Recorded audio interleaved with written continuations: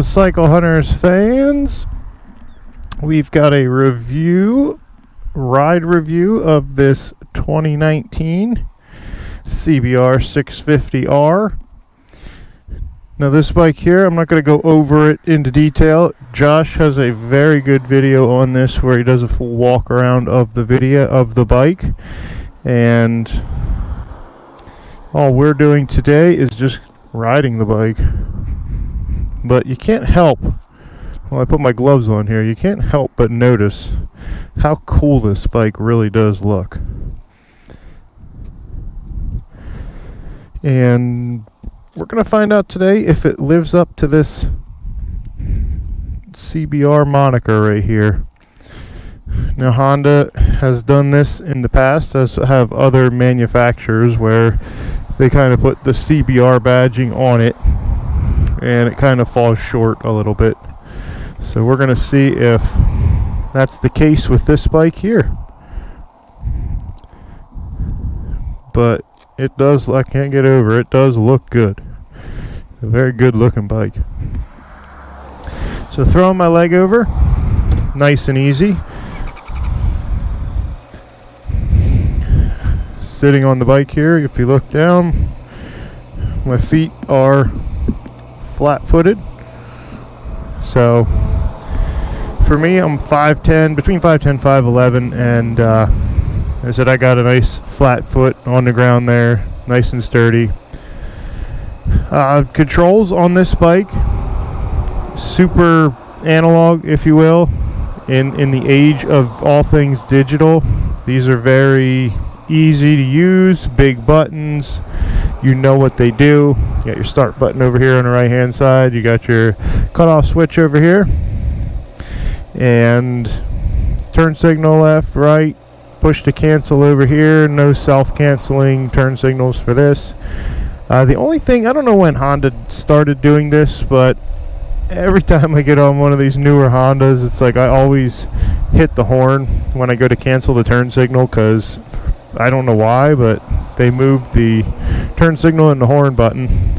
They swapped them, so if you hear me hit the horn in this, that's why. But everything is very basic on this bike. I mean, there's not even anywhere to adjust any type of compression or rebound on the top of the forks here. Like a lot of the newer bikes, there's 3 to 4 different adjustments you can make, all from the top fork cap here. So speaking of like this area here, it's very clean, very symmetrical, because they have the key back here right in front of the gas tank. So that's nice. That's a nice clean look. Nothing to really break or distract you from the speedometer and instrumentation there, which we're sitting and we got the sun shining down on that instrument cluster right now, and I can read it clearly. Hopefully it's showing up on camera, but very easy to read. I could ask for maybe a slightly bigger temperature gauge, but aside from that, the speedometer there looks like I'll be able to read the speed fairly easily. But yeah, sitting on the bike right here, it's a nice comfortable place to be. I'm not overly extended. My arms are nice and relaxed. My wrists are, it doesn't feel like my wrists are going to be bent on this test ride here. So let's throw it in gear. Looks like we got some traffic over here, so let's throw it in gear and see what she does.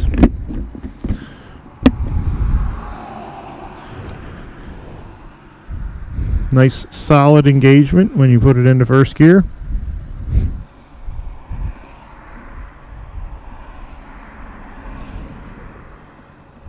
And I just cannot get over this day today. It is a beautiful day out today. Not too hot. A little chill in the air, which isn't a bad thing.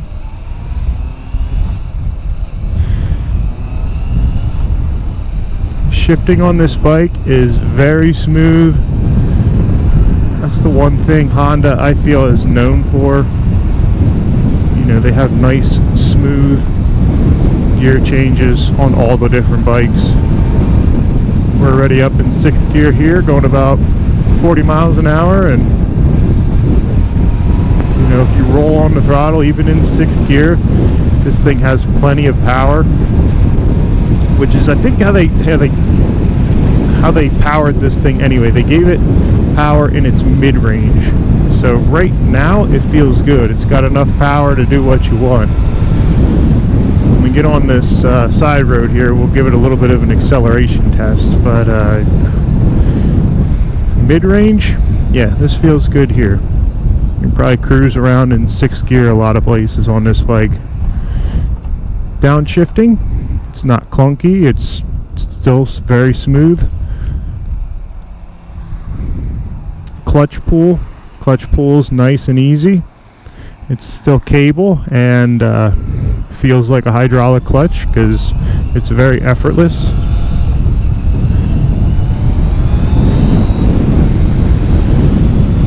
Just moving it side to side, you can definitely tell the weight is well below you. It does not feel top heavy at all.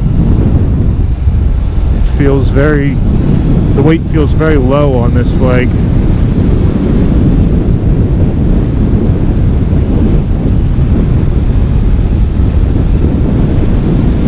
Alright, so we're getting up to our acceleration portion here. We're going to come out of this corner and I'll have it in 2nd gear and just get on it and see what it does.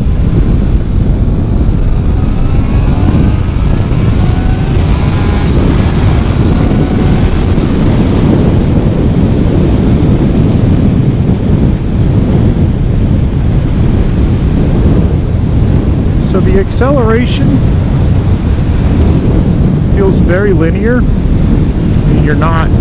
It's not going to set you back in your seat. You know, you're not going to set the world on fire accelerating there. There wasn't even a hint that the front end was going to come off the ground. It stayed very planted, very straight. So it accelerates good. I mean, it's still going to be a fast bike. It's not a slow bike by any stretch of the imagination, but if you were to compare this to a 600 RR or something in that category, it doesn't have the acceleration of that bike, but it does accelerate well, which honestly makes it a very good beginner's bike. And it's also, this bike probably accelerates just as good as the CBR F3, F4. I think it has about the same horsepower as those bikes, and I think this has slightly more torque and a slightly broader mid-range. So somebody who's getting back into riding again and maybe, you know, started a family back in the late 90s, early 2000s and possibly had an F3, F4, you know, this bike here is going to feel just like home. You know, it's very simplistic. You know, no fancy gadgetry.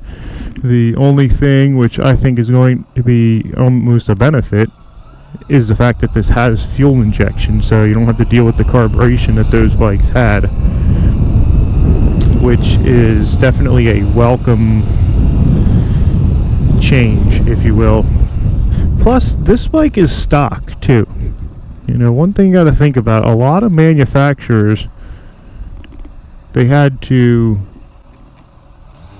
dial a lot of these bikes back to meet emissions, either with noise or with smog emissions. And you know, you take this ECU out of this and send it off to a place that can reflash it, or you know, you get like a power commander and put it on here and make some tweaks and changes. I bet you probably could pick up some decent power on this. A lot of the new bikes are very choked, very restricted, so I wouldn't be surprised that you could find a few extra horsepower and maybe it would be slightly more aggressive in the higher RPMs with just some fuel changes, maybe some bolt-on parts, and a freer flowing air filter and exhaust system. I bet you could get this thing to surprise a bunch of people. Now, just riding it, you know, it changes directions pretty effortlessly.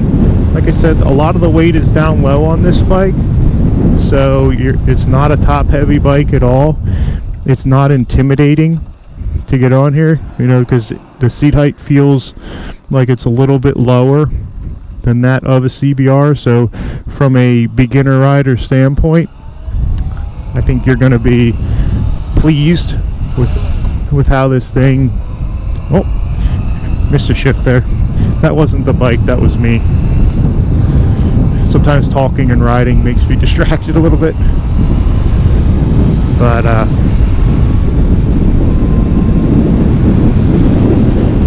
no, the handling on this bike feels great. I think you would have no problems keeping up with anybody on the more aggressive, sportier bikes. The handling on this is just fine. And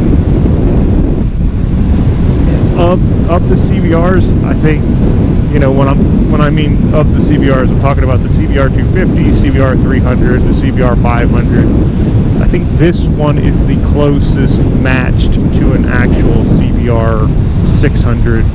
I think this one is right on par with that. It's kind of like when they were slowly phasing out the CBR 600 F4i and phasing in the CBR 600 RR.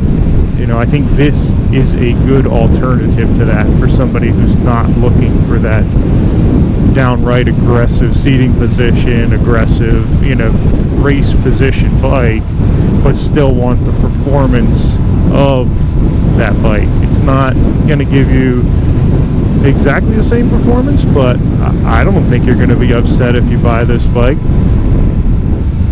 It checks all the boxes for me. The gauge cluster, again, like I said, just sitting there in the parking lot was easy to read, but I've been able to see how fast I'm going, and it works for me here.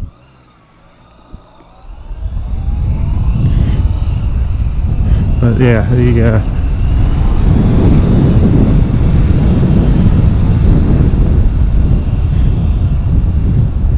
definitely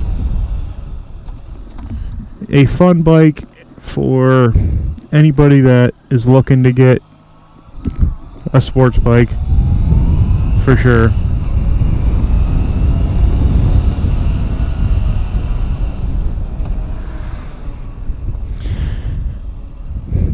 But that's the ride portion of it. We're going to head in and talk about it with Josh and Phil and see what they have to say about it. But cool bike. All right, guys, don't look awkward. Try not to. Okay. Hello, riders. It's Josh from CycleHunters.com. We got Matt and Phil here. We just rode the 2019 Honda CBR 650R, and we wanted to give you guys our impressions of the bike, because for Honda to build this bike, at least for all of us, it's sort of one of those bikes where it doesn't really have an identity. It does from Honda. Honda calls it a sport touring bike, but I believe it's a little bit more than a sport touring bike. It doesn't quite have the power that you would want out of a race bike or any of the modern 600s, but it has a lot of the attributes that you have in those bikes. The way that it feels a little bit, you're canted forward in a little bit more of an aggressive position. But as far as my experience on the bike, it feels very comfortable. It's a Honda, so you really can't complain about that. The reliability, the smoothness, everything that you would expect from Honda is in that bike.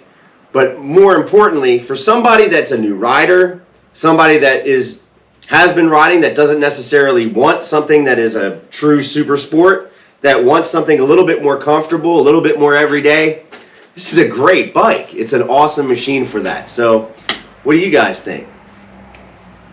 Well, you guys saw me up, was riding the bike, so you kind of got my impression. Hopefully it came up on the audio. We've been having issues with audio. Actually, if anybody out there knows how to get better audio quality for all ears. Helmets, we're all ears, because just throw a comment below to any links, because it's a struggle. So if it didn't come through in that, to touch on what Josh was saying, there's a lot of bikes out there The CBR 250s, the 300s, the 500s, Ninja 650s, Ninja 300s, 400s, stuff like that. They have that moniker, where it says it's this thing, so you're buying the Ninja or the CBR. I honestly think this CBR 650 actually lives up to that moniker in both looks and performance, just riding it. Now, it doesn't have that, all-out power. We could all agree. You get on it, and it's like it does leave you desiring more from that top end, but everything else, pure CBR. I think they nailed it on that. Yeah, I think they really did. And its styling, I think, is phenomenal. Absolutely. Because, I mean, like you said, you can pull that up to any bike show, and everybody's going to be like, is that a CBR 600? Is that a CBR 1000? It's got some really distinctive, cool, aggressive looks, and I think that's the killer thing about this bike. It's just a beautiful looking bike. Yeah, like pulling up behind I pulled up behind a truck. I don't know if it showed up on the camera, but like you could see the reflection in the truck, and it's like, okay, I get it. You know what I mean? You kind of, it's got the LED lights. It's, you know what I mean? It's set up. Yeah, and the seating position is nice. It's not too aggressive, but I mean, it's not all the way up high either. They're nice. They're not all. Yeah, they're not below the triple trees. They're just above it a little bit. Does that mean we're getting old? I think so. I don't care what bike you're riding. Even if you're 20 years old, you're probably doing the and no numb fingers after you ride that one for a while. The seat's super grippy. That was the one thing I did notice. Yeah. Like, the seat holds you in place. Mm-hmm. I don't know if that's a good thing or a bad thing, but I mean, it's definitely a grippy seat, and it holds you in place. Yeah. So I did pick up on that, but and I think that basic little seat cowl is just a really cool little touch that comes from Honda on that thing to totally make it look like a different bike, having that little seat cowl. If you squint, it looks like the CBR 1000 that it's sort of copied from. Yeah. Not the current version CBR 1000 RRR, but the previous version CBR 1000R. So it definitely took the styling cues from that bike. It's funny because, again, Honda's calling it a sport touring bike. Mm-hmm. So, which means you could probably get saddlebags and then outfit it that way. That's one heck of an aggressive sport touring bike. So in terms of your sport tours, it is, to me, it's not a sport touring bike. It's a commuter. It's an everyday bike that kind of has the ability to sort of touch on some of the sportiness, but it's more comfortable. It's just more well received by people who don't need all that power or want all that aggressiveness, but it looks like it does. Right. So. And it's a great fit for somebody's beginner rider too. It's not overly aggressive. Well, that's a beginner rider. Yeah, that's exactly it. I was just telling Josh. I said it's for somebody who maybe stopped riding to start a family. Mm-hmm. Back in the late '90s, early 2000s, and they had an F3, F4. Right. The controls are just as simple on that. You don't have to read a 160-page manual just to figure out how to reset your trip meter, and it's got about the same performance. Yeah. So somebody coming back into it, it's kind of a familiar face, really. Yeah, because the old CBRs, they were about 70 horsepower. Yeah, between 70 to 90. Yeah, this is around 85. What it there. What it totally reminds me of is, if you remember back when, not the very first Katana that sort of looked like a spaceship, that second generation Katana that, if again you looked at it, it looked like a race bike, and they even had race series made for that bike. So riding it, although it was a little heavy and it was a little bulbous for back in the day, if you compare them to a modern bike, it definitely shows its age. However, back in those days, you coveted that bike, you wanted that bike, it looked aggressive. Yeah. But riding it was nowhere near the counterparts in terms of the race super sports of the day. So this one is definitely touching upon all those, little hot points from back in the day in a modern sense, without having all the electronic doodadery and all the things that we know today in modern bikes, like all the ECU stuff as far as the IMUs, the traction control, right? It doesn't have any. It's an analog bike, so it's kind of still touching on Last of the Gunfighters, which again, most people that are buying those bikes, they don't want to deal with all that stuff. They just want to jump on it, thumb the starter, go ride, enjoy it, have an uneventful ride. It's not going to scare you. It's for sure it's not going to. Maybe if you've only been riding 125s and you jump on that thing, you're going to say, wow, it's got some power. But you'll quickly get used to it, and I think for the most part, anybody that rides that bike is going to be happy. If you're looking for something like that, and you don't want all that power, but you want to look like you do. I mean, holy cow! How would you describe its power delivery? More linear all the way through? Well, yeah, I mean, like it doesn't really have like a power band per se, like where you on like a 600 sport bike where it just kind of you go past 7,000, it kind of starts to really hit. I talked about a little bit riding it. It's a bike that you just leave in 6th gear and forget about it. Right. You know, get on a highway, you cruise. You don't have to sit there downshift and pull 14,000 RPM. You can just kind of cruise. It's going to accelerate decently. I mean, it's enough to get around somebody if you have to. You know, but I mean, the nice thing about it is if you want to, it does have enough punch to actually keep up with your friends on the twisties. You know, it's definitely a bike you keep in your garage if you have a cruiser and then you have a lot of friends that have sport bikes. Right. You know, you don't have to go out and buy that sport bike and hurt yourself. You could buy this. You're still going to keep up with them. Right. You know what I mean? For the most part, it's still going to do everything that theirs will. Yeah, it's going to look just as good. It's going to look just as good. Fit right in. Yep. You get an exhaust for it, and you're never. I mean, inline 4, it's going to have the same sound, all that stuff. Right. And you don't have to sacrifice that comfortability, that all-day ride. You know, that's the nice thing with it for sure. Yeah, I think they definitely nailed it on this one. Is it Joel approved? Yeah. Is it Joel approved? Though? If it's a Honda, it's probably Joel approved. We're the CBR 650. Here. Is it Joel approved? That's tough. That's a tough one. Honda, I'll get you the key. Honda and Joel are like peanut butter and jelly. Absolutely. That doesn't have the onions that the other ones have. Let's see, there Which keys again, for somebody like Joel who's used to riding Uber-powered bikes For which that one? have... Honda. Oh. Honda. Here. I want to pull that child out of there and get it close to the building so I can get a cord over there and start drilling them all. All right. What'd you Sounds say good. now? We're good. As you were. As you were. Yep. Anyway. Man on a mission. Well, look, let's put it this way. If I were to... I'm more of a sport bike rider. I enjoy that 1,000cc power. Pretty much everybody does. But if you're grading it in terms of what it is and how well it executes being what it is, it's like a 9 or a 10 for what it is. It's a great bike. Absolutely. It's not something I personally would go out and purchase. If you had the sport bike or the cruiser in the garage, maybe you just want to tool around. But if you are a beginner, you won't have to feel scared to jump on that bike at all. You'll learn the clutch gas brake relationship rather quickly on it and be fairly comfortable because, again, being at a Honda, they focus on making sure that street bikes are street bikes, that you could ride them on the street. And if you're an older person that wants to get back into riding, doesn't want something super aggressive, but wants to sort of have that feel and look of the aggressive bike, it's got it all. Yeah, I mean, for the category that this bike is in, I mean, it's up against the Ninja 650, bikes like that. I say, hands down, this one is because looks it's and an everything inline else. four, too. Yeah, it's just a great bike. Because I think you fits want it the to bill. look like it and you want it to sound like it, and Yep. that's going to do all of it. Yep. And still get you to A to B in Yeah. Yep. relative quick speed and all that goodness. Yep.